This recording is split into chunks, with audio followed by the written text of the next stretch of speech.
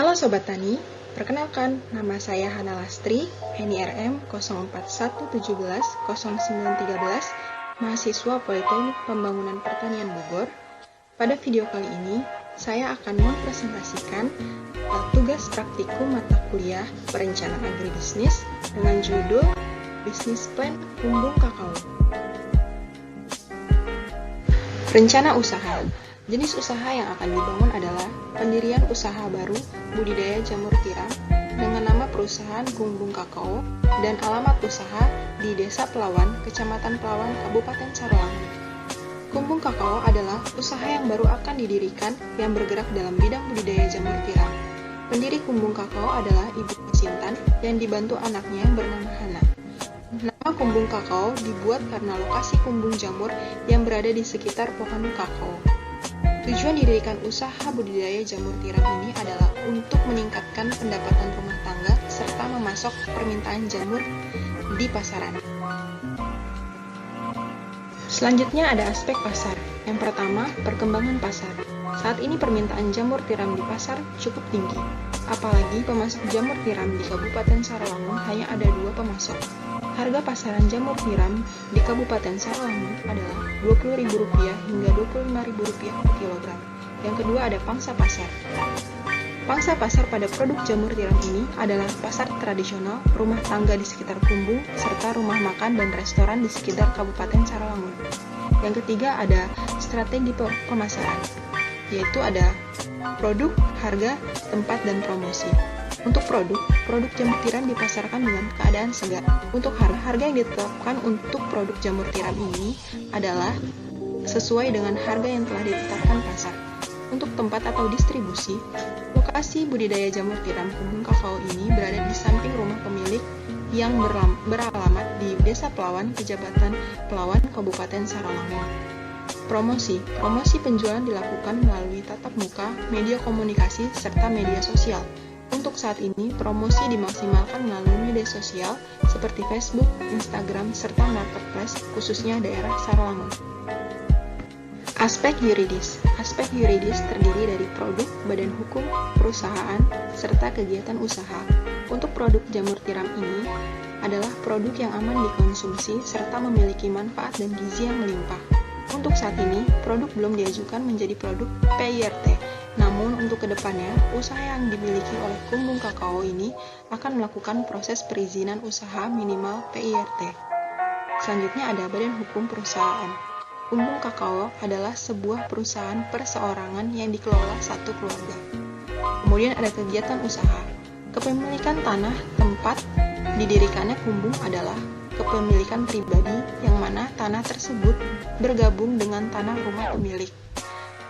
Izin usaha untuk saat ini masih dalam tahap pengajuan agar mempermudah proses kegiatan usaha. Aspek teknis, fisik, pelayanan. Yang pertama ada proses produksi. Proses produksi dimulai dengan pengisian kumbung dengan backlog, pemanenan, penyiraman, pengendalian hama dan penyakit, pengaturan suhu ruangan, dan penanganan pasca panen. Yang kedua ada keadaan lokasi. Lokasi Kumbung Kakao untuk proses budidaya berada di daerah dataran rendah. Idealnya, untuk pertumbuhan jamur dibutuhkan suhu kumbung sekitar 22 hingga 28 derajat Celcius dengan kelembaban 90 hingga 95%. Untuk memenuhi suhu ideal, maka lokasi bangunan kumbung dibuat di sekitaran pohon kakao sehingga suhu pada kumbung dapat terjaga. Lokasi bangunan kumbung berjarak 30 meter dari jalan besar, sehingga untuk proses pengangkutan akan lebih mudah menuju konsumen dan pasar. Aspek pengolahan. Pola pengelolaan usaha pada usaha ini yaitu 1 orang manajer utama merangkap menjadi manajer pemasaran, 1 manajer operasional harian merangkap menjadi manajer produksi, dan 1 orang manajer keuangan. Untuk struktur organisasi dapat dilihat pada gambar. Aspek sosial dan lingkungan. Untuk dampak terhadap masyarakat, dengan adanya kegiatan budidaya jamur tiram ini dapat membuka lapangan pekerjaan bagi ibu rumah tangga yang ingin membantu perekonomian keluarga, serta mempekerjakan seorang anak yang baru saja lulus sekolah dan masih menunggu masuk perguruan tinggi. Dampak sosial lain adalah memutus rantai pemasaran, karena proses pemasaran langsung dilakukan pada konsumen akhir dan tanpa melalui tengkulak. Kemudian ada dampak terhadap lingkungan. Dampak berjalannya kegiatan usaha kumbung kakao bagi lingkungan adalah nantinya di akhir produksi per musimnya, budidaya jamur ini akan menghasilkan sisa backlog yang sudah tidak lagi berproduksi, sehingga dalam mengantisipasinya dapat dilakukan pengolahan sisa backlog menjadi pupuk kompos yang akan berguna bagi kegiatan usaha lainnya di sekitar lingkungan kumbung kakao. Selanjutnya ada analisis SWOT. Untuk analisis SWOT telah ditetapkan kekuatan, kelemahan, peluang, serta ancaman yang dimiliki oleh perusahaan. Yang pertama, ada kekuatan.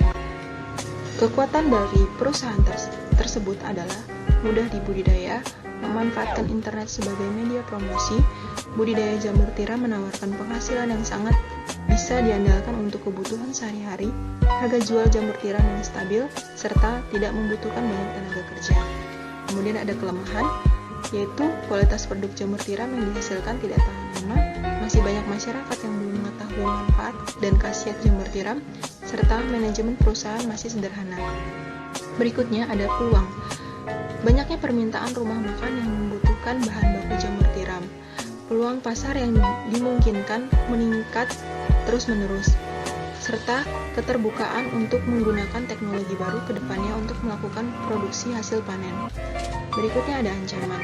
Bila terjadi perubahan suhu yang tinggi, dapat mengancam kualitas jamur, serta munculnya banyak pesaing baru. Melalui analisis SWOT dapat ditentukan alternatif strategi matriks SWOT. Yang pertama, ada kekuatan dan peluang.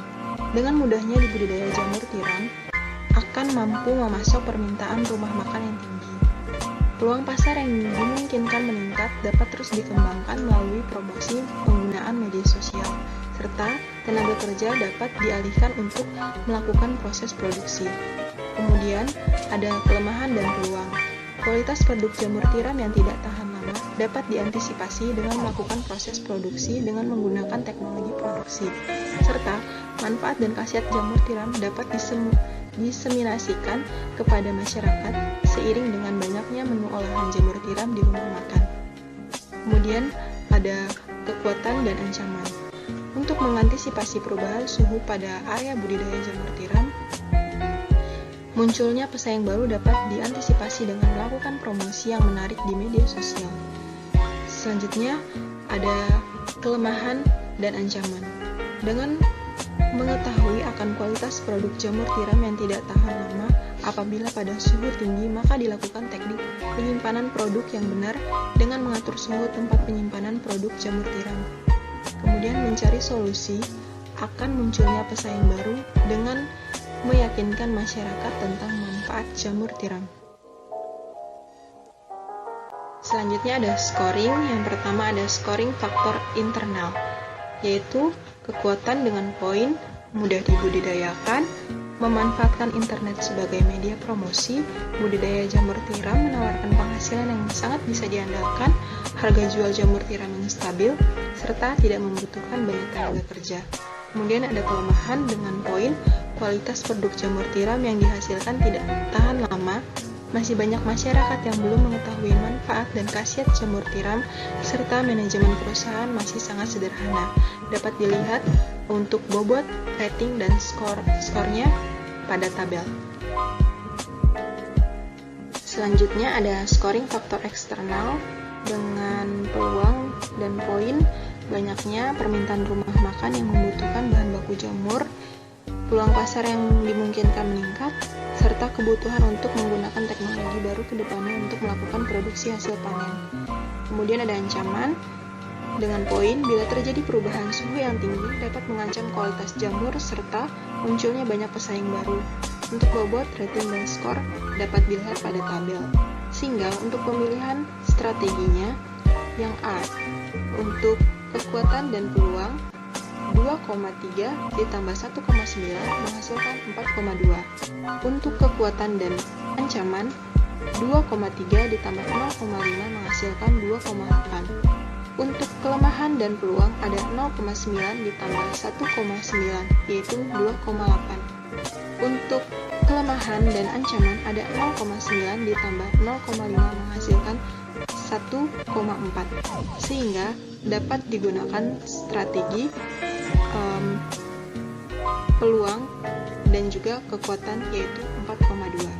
Untuk langkah perencanaan taktik untuk SO sebagai pilihan strategi adalah: yang pertama, menjaga kualitas jamur tiram agar tetap bisa masuk ke rumah makan. Yang kedua, meningkatkan promosi dengan memanfaatkan jaringan internet dan sosial media. Yang ketiga, melakukan proses produksi jamur tiram siap konsumsi agar memudahkan konsumen dalam mengkonsumsi. Untuk langkah perencanaan operasional, yaitu yang pertama, merencanakan modal usaha dengan baik. Yang kedua, merencanakan hasil produk jamur tiram yang berkualitas. Yang ketiga, penetapan harga. Keempat, rencana kerjasama dengan rumah makan. Kelima, melakukan promosi hasil produksi baik secara online maupun offline. Dan selanjutnya, rencana distribusi hasil produksi. Selanjutnya, kita masuk ke aspek finansial. Yang pertama ada kebutuhan modal, yaitu investasi dan modal kerja per bulan. Untuk investasi dapat dilihat totalnya adalah 20 juta dengan biaya tetap 19.998 dan biaya tidak tetap yaitu 13.625. Untuk modal kerja per bulan yaitu 13.645. Kemudian ada sumber pendanaan. Sumber pendanaan didapat dari modal sendiri dan modal pinjaman. Yang ketiga ada pelunasan pinjaman. Pelunasan pinjaman dapat dilihat pada tabel 3 pada gambar. 4. Proyeksi penerimaan dan biaya. Untuk penjualan jamur tiram per tahun yaitu 3 periode, dalam satu backlog menghasilkan 0,5 kg dalam satu periode. Sehingga untuk 50.000 backlog dalam 3 periode dengan penjualan 20.000 menghasilkan 90 juta. Untuk biaya tetapnya yaitu 70.640.000. Untuk proyeksi laba rugi, penerimaan 90 juta dengan biaya 70.640.000 dengan laba sebelum pajak yaitu penerimaan dikurang biaya yaitu 19.360.000. Untuk RC-nya yaitu 1,27.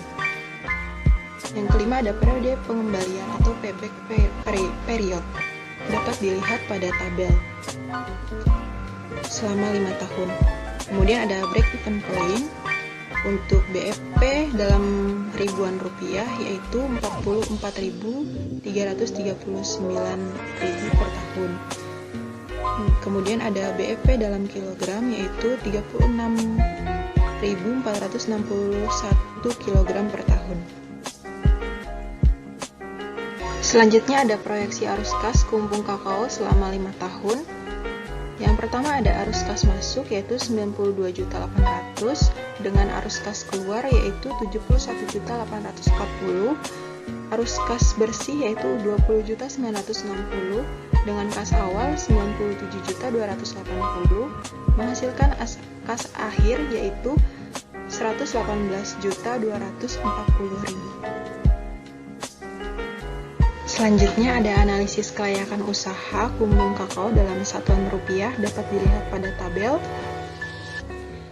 yaitu gross BC-nya 12%, net BC-nya 12%, IRR 40,14%.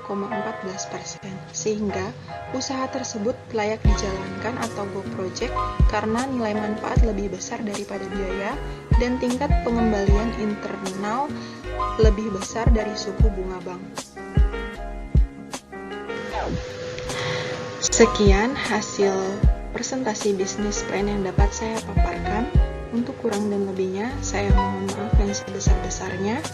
Sekian dan terima kasih.